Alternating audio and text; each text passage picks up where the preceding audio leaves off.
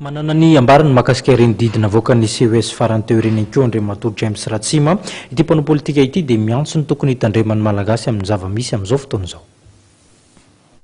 Zavatra tedavina orinan'le CES inge dia kilalao tsy mazava loatra satria na inona fatapakevitra ataony eo dia tsy maintsy apetraka izany io. Nefa eran'izao tontolo izao dia raha malala fa tsy mahazo milatsaka ho fidiny izany hoe potsista izany na iza eran-tany. Ny potsista sy izay nanampy azy sy miakolitany rehetra tompoko dia tsy mahazo milatsaka intsony.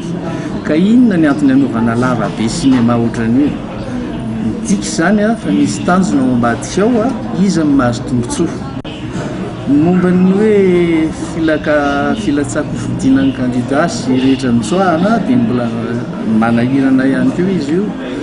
Inona marina no base, inona ny critère nanalana ny kandida sasasasany ary inona ny mitazomana ny sasany. Ao anatin'ny tazomina mbola misy tsy nazo amin'izy ity, mbola tsy tokony hilatsaka, anisan'ny akolitana no potsista dia avela milatsaka. Ny sasany tsy nanao heloka tsy nanao inona dia tsoahana. Midika izany fa fampiadiana amin'ny malagasy.